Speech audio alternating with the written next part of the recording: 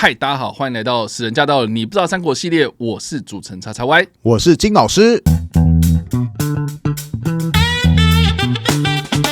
好的，欢迎回到我们的节目。我们这一集要来聊聊的是《三国》这个电视剧的第62集。继上一集我们聊到的是马腾嘛，也就是马超的爸爸嘛。电视剧里面也交代了马腾死掉之后呢，马超就开始追杀曹操嘛。那剧情当中就出现了一个非常经典的名场面啦。马超在追杀曹操的过程当中呢，曹操是非常非常狼狈啊，丢掉他的红色的长袍嘛，然后又割掉他的胡须嘛，然后甚至最后面还蒙面，很仓皇的逃逸这样子哦。这个算是很多的作品当中对马超武功高强的一个描述啊。电视剧娱乐效果呈现的不错，那我就很想问啊，这个史实当中的马超真的有这么猛吗？是，那我们要跟上一集来做结合一下，就是马超他是马腾的长子，但顺带一提，他是马腾的庶长子。哦，不是嫡长子嘛？对对对，这边要来解释一下，就是在以前古代可以娶妻嘛，妻就是大老婆嘛，是，也可以娶很多的妾，妾就是小老婆嘛。所以马超他是马腾的庶长子，就是年纪算是最大，但不是大老婆生的。反而马腾大老婆生下的那些嫡子呢，就跟着马腾一起去投靠曹操了。因为我们上集有说到嘛，就是马腾虽然说作为一个西凉老牌的割据势力，但他后来年纪大的时候也觉得说啊，我玩不动了嘛，人那么大了，也没什么雄心壮志了嘛，对不对？曹操又一直跟我释放那个友好的信号，那我为什么不就是服软，跟曹操达成实质上的合作关系呢？所以后来马腾率领着一部分的人，包含他主要的那些嫡子们，怎么样进入到曹操地盘来，就说哦，我决定要投靠汉朝了哈。那曹操也很给面子，就说啊，封你个高级官员，就是卫尉这个官员哈。那也不要说就是我立刻斩草除根，因为大概也很怕激怒马腾说啊，你果然就没安好心，也要立刻就缩回去西凉去了哈。所以当时曹操就说，来，你的军队哈，继续由你的庶长子马超来统领，而且为了让马超的统领名副其实，我还加封你的儿子马超为偏将军。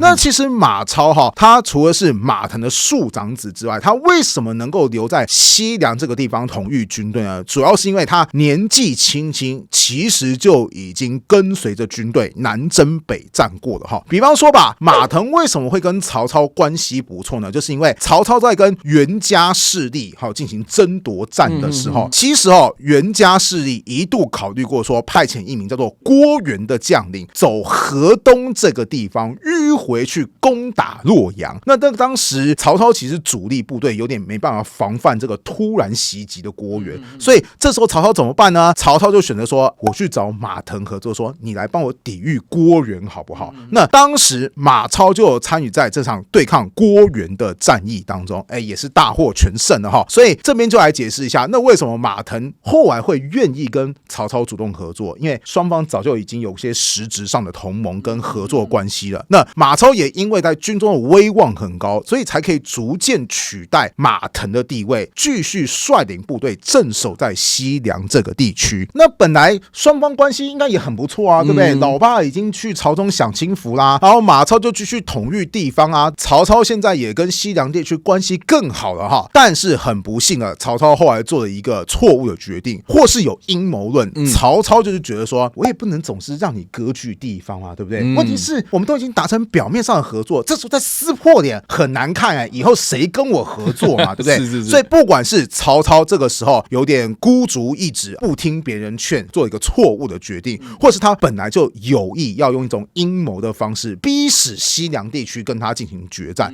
总之啊，后来曹操就跟他手下说，这个割据在汉中的势力张鲁，我要去征伐他。那我要怎么征伐他呢？我要派遣司隶校尉钟繇、夏侯渊率领军队经过凉州地区去攻打汉中。这个时候就有人出来劝阻说，等一下，你突然派遣了大股部队经过凉州地区，凉州的人本来就很怕我们中央突然派兵过去征讨啊，你突然出现这么大部队，人家会心生怀疑的，弄得不好说不定还刺激地方势力突然就反叛啊，不要这么做。结果这个时候曹操却很铁就说，不行，我要坚持我的战略，就是继续让这2名大将派兵经过凉州地区去征讨汉中。结果呢，这就是我刚刚前面一直提到的，不管是曹操他的孤注一掷，还是说说他其实觉得说，我就怕你凉州不凡，所以我才要故意做这种事情。总之啊，当这些大军开始越来越接近凉州地区呢，马超还有这些割据西凉的在地势力，包含我们上一次讲嘛，曾经把马超的家人乃至于马腾的家人全部杀光的那个韩罪，这些西凉在地势力都开始有点惶恐不安，想说你说是在征讨汉中，谁信啊？有没有可能突然你人到凉州之后就说我要征讨你们，然后我们这些人就全部都完蛋了？这里面当中反应最大的是谁？就是马超。马超他做什么事情啊？他就跑去跟韩罪讲说，之前那个司隶校尉，就是我们刚刚讲那个钟繇，曾经指使我马超试图要谋害将军，也就是韩罪你，我没有答应。但是从这件事情之后我就知道，凉州1万人都不可以信任。那如今他们现在派遣军队过来了，我老爸不在我身边怎么办呢？我决定放弃老爸，你是我老爸的结拜兄弟，就如同我的叔叔伯伯。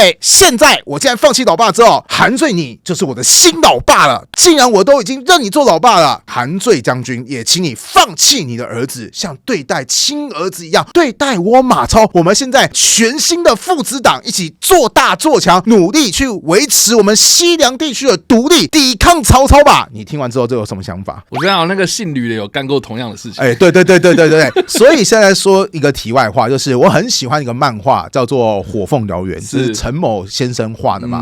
他在里面当中的设定就是说，马超就是具有跟吕布一样特质的人，因为也真的史实当中很像。因为吕布也曾经就是跟董卓关系很好，情同父子啊，说挂掉就挂掉。这个马超你还不是情同父子哈？马超如果今天跟马腾讲说，爸爸我跟你情同父子啊，信不信人家马腾一嘴巴给你打下去，说我们两个就是父子，还什么情同父子？结果人家吕布只是卖义父，你马超是卖真正的父亲啊！哈，这个时候呢，其实韩罪有部下就说，不会吧，不要这样搞吧，对不对？我们除了跟曹操没有必要起冲突之外，一个连自己老爸都想搞死的人哈，你确定要跟这样子的人合作吗？但是韩罪就说，话虽如此，但是正好现在我们西凉地区各地的在地势力前所未有团结的，想要一致对外对抗曹操，这个优势要是错过了，以后就没有机会啦。所以难得大家众志成城，这是天意，我可不能放弃了哈。对，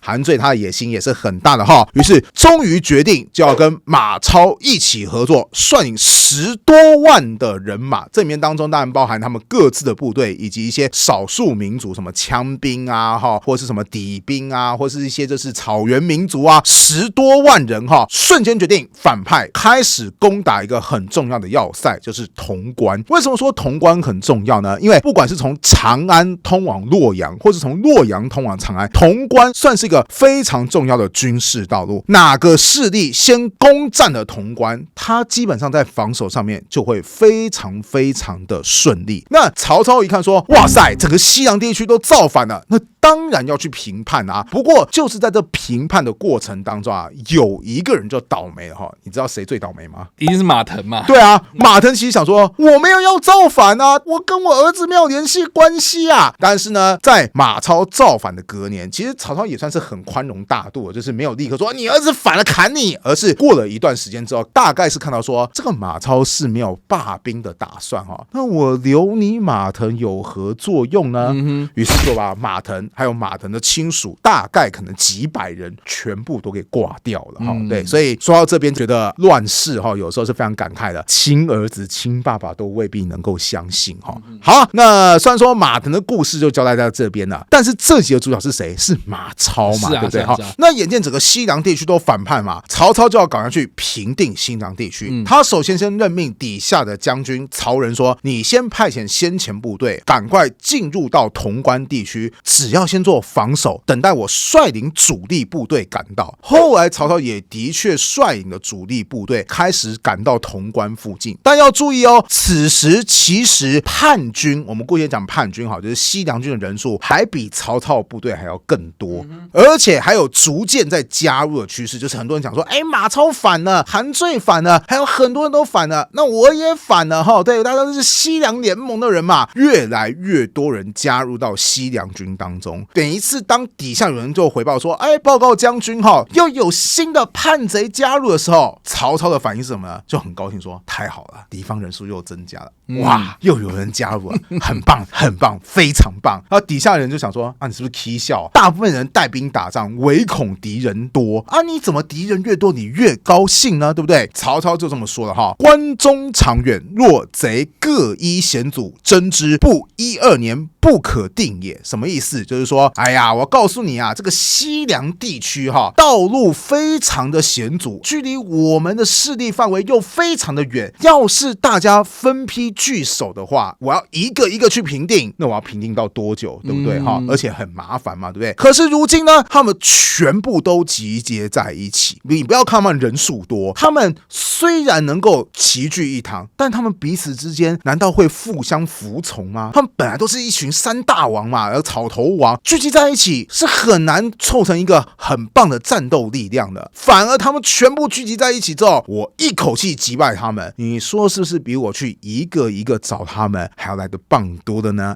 平定西凉就在这场战役了哈。那话说到这边，大家就想说，感觉起来曹操他这么有自信嘛，对不对？胸有成竹嘛，曹操以前有打过那么多场胜仗嘛，那看起来接下来战况会一切顺利哦。我告诉各位，接下来连曹操都没想到，他这个翻车翻的就很快了哈。为什么呢？接下来呢，曹操就开始率领部队主动要渡河，没想到在渡河的过程当中呢，马超的部队突然出现，曹操的部队就整个大乱。这边就出现我们刚刚一开始三国出现的名场面，曹操因为突然被突袭的关系整个落荒而逃。那马超就说穿红色披风的是曹操曹操就把披风给脱掉。对，伊夫人表示不要披风，对，不要披风。后来就说长胡子的是曹操曹操赶快就割胡子那个短胡子的是曹操曹操赶快就蒙脸。那个是非常经典的一个名场面但我要告诉各位，这其实是《三国演义》描写的生花妙笔，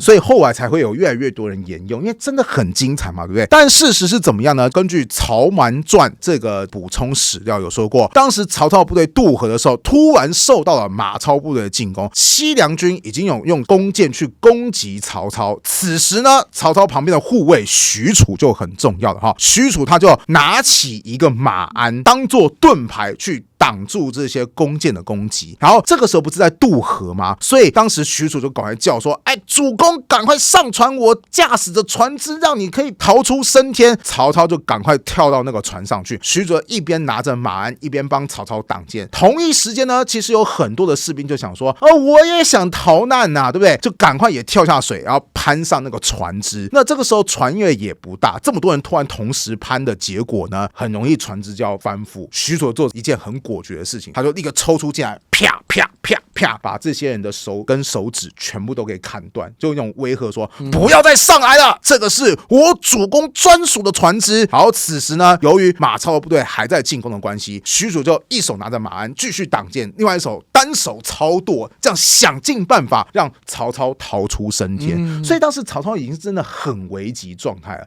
但是你就想想看，靠着这个样子逃命，你觉得逃得远吗？应该很容易就被追上了啦。是的，所以此时呢，有个关键人物就出现了这个人在历史上并不怎么有名就是曹操的一个校尉，叫做丁斐。当时呢，丁斐一看到说，哇，主公有难怎么办呢？来，把我们库存的牛跟马全部给放出去。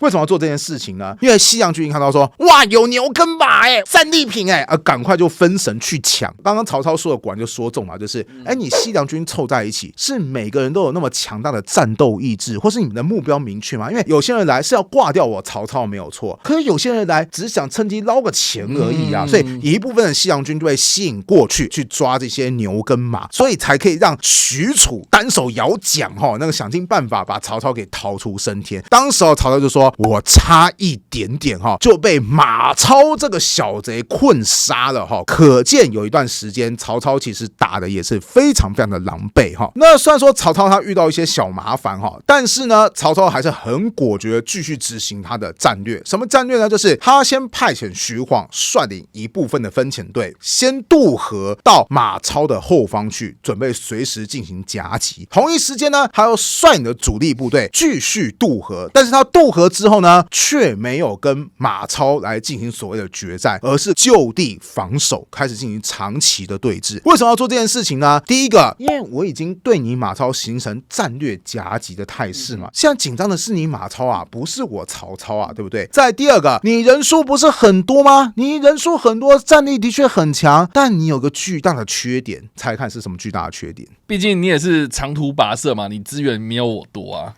你说对了，答案就是人越多，粮草消耗就越多啊。反正我曹操有的是资源啊，我开始跟你打消耗战啊，对不对？马超当然也都知道说，这个状况有点开始不太妙了哈。他也有尝试要去冲击曹操的防线，但是被曹操给挡回去。那曹操也是很故意，挡回去之后，他也没有趁机追击，就是 OK 防御成功之后，我就继续守着，归着，对，我就继续归着。反正到时候你看你是先被我夹击成功呢，还是你先粮草耗尽呢？总之咱们就这样耗着哈，耗到一半，这个马超甚至有曾经想过说状况不太对劲啊，所以马超竟然派遣使者说，我们可不可以和谈啊？曹操就想说，哪有这么容易的呢？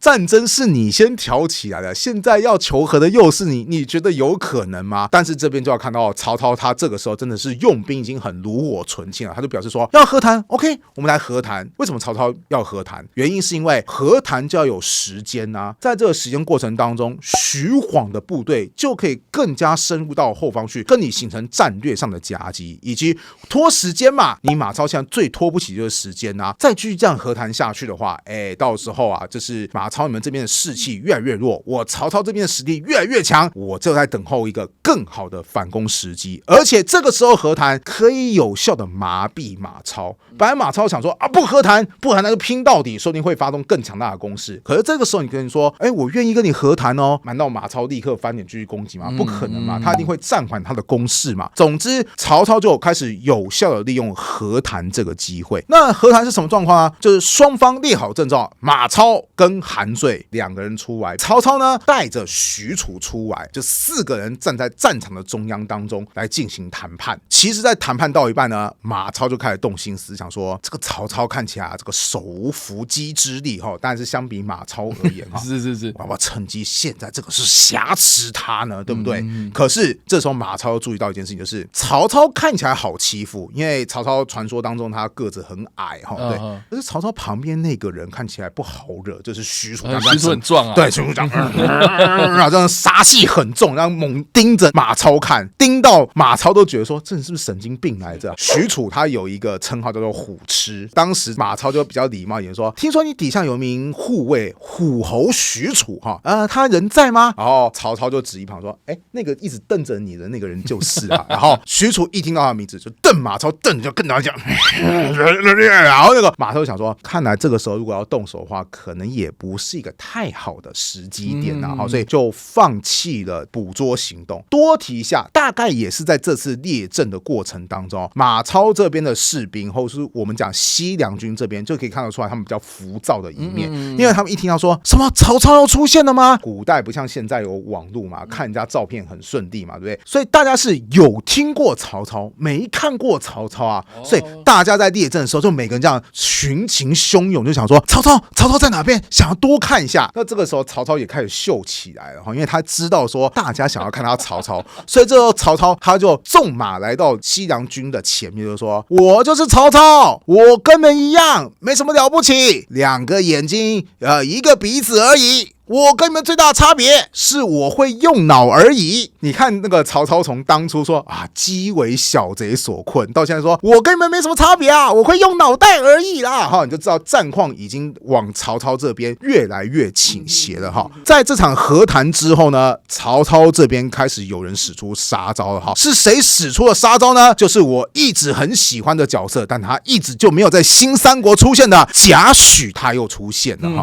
对，贾诩就说我有计策可以解决他们，离间他们就好了哈。当时曹操就再约一次和谈，他就说这次和谈对象我只跟韩遂谈。那马超一开始还是很奇怪，说干嘛不找我谈呢？不过毕竟和谈是我们的主张嘛，那就新老爸你过去好好跟他谈一谈韩遂后来跟曹操开始和平谈判之后，这曹操就开始扯东扯西，从头到尾不谈任何有关于就是眼前和平谈判的事情，就问说：哎呀，韩将军啊，当年我们都是曾经在中央朝廷待过的人啊，你对以前有没有什么印象啊？就好像有点同学会一样，两个人越聊越投机。然后那个韩遂还曾经开心到就拍掌说：对，你说的对，就是那个状况啊。双方谈得很开心。后来呢，回去之后，马超就说：新老爸，你怎么跟曹贼谈得这么开心啊？和平谈判谈得怎么样呢？韩遂就说：没有和平谈判啊。他就一直问我，就是以前的事情啊，就是老同学会而已啦。你是马超，你觉得怎么样？我就不信啊！我才信你个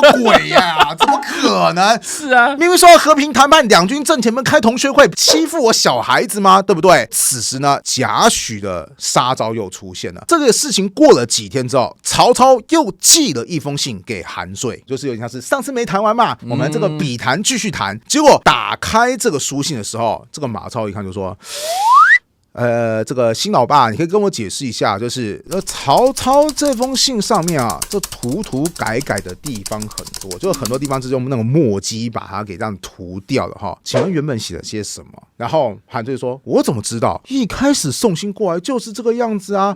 然后马超说：不会吧？这种事情只有草稿才会做，就是我先写一份嘛，草稿嘛，可能写不顺利就删一下，写完之后，毕竟这是要正式交谈的文件啊，一定会找人再抄录一份。当然，怎么可能会弄个草稿过来？新老爸，你到底跟曹操说什么？然后是有什么东西你不想告诉我，你才把它涂抹掉的吗？韩遂就说：拜托，你疑心病会不会太重了？总之，这就是曹操的离间计，就是表面上是演一个同学会嘛，离间马超跟那个韩遂之间的关系啊。不要忘记，马超跟韩遂本来就是一个临时的利益共同体而已，然后又透过这个书信更进一步的激化，所以最终呢，马超的疑心病越来越大，就在西凉军内部已经就是士气开始逐渐下降，而且彼此之间也开始离心离德的情况下，曹操终于发动了总攻势。当时呢，他首先派着小股部队说：来吧，我们还是来进行决战吧。结果等到西凉军准备列队出击的时候，曹操才派领主力部队突然进攻，这一战直接击败了西凉联军，并且把一些地方上的势力，什么陈仪啊、李堪啊这些西凉的角头势力也一并给击杀了。韩遂跟马超呢就败退回去，而且在败退的路上，两个人就开始彼此指责。马超就会说：一定是你出了什么问题啊，怎么突然曹操就翻脸呢？然后韩遂就会说：是因为你对我不信任，我们才搞到这么德性啊！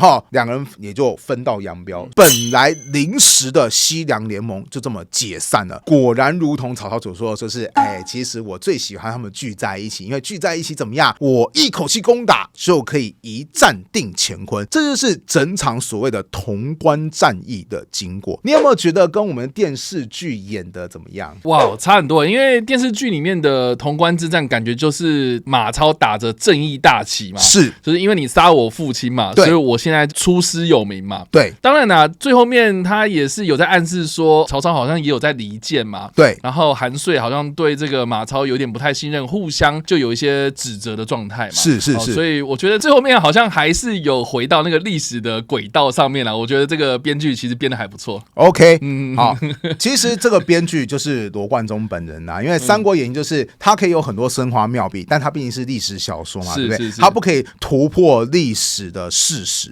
但是我们可以啊。Okay， 我们不然来做个假设，就是假设当年曹操在渡河的时候，突然马超个袭击，竟然曹操就直接被他给斩杀了。你说那个丢掉他的长袍，割掉他的那些胡须，什么那些伎俩都没有用，他就这样死了。对啊，你觉得接下来天下大事会发生什么样的变化吗？你这个问题我有确实想过了。怎么说呢？对，怎么想？我想过了，其实因为那时候的马超没有跟刘备扯上一些关系嘛，所以其实刘备或是所谓在江东中的孙权应该就不会跟马超一起就是联合，然后一次把这个什么北方的东西给攻陷啊，然后呈现一个大一统的状态啊。是我反而会觉得这样子一个局面，最后应该还会演变成就是当时董卓带领西凉军进京的那个局面。你说的就是马超成为新董卓，然后马超让西凉又 make great again 吗？我觉得历史可能会这样子再次重演啊。了解。那我个人的想法则是说，就是马超的实力到底有没有强悍到，就是他竟然能够带兵再度的进京。我们讲不管是什么洛阳啊，还是许昌啊，我其实有点怀疑啦，因为刚刚历史当中我们也证实，就是说他的军队虽然多，但是团结的意识其实非常非常薄弱嘛，对不对？当然不排除有这个可能，但是你要想想看，曹操他突然战死之后，有个立即性要处理的问题，就是谁来当他的接班人？对哈，毕竟曹家当时第二代还是各自为政嘛，没有一个什么好像很特别出头的人啊。或者说大家都很优秀啊。之前我们提到嘛，曹植优秀啊，曹彰也优秀啊，而那个目前的长子曹丕他也优秀啊。可是此时的曹操似乎没有明定的接班人。是。那你觉得会是谁接班呢？我觉得这个非常非常危急的状况之下，应该是掌握军权的人会比较有可能出头啊，所以应该是曹彰。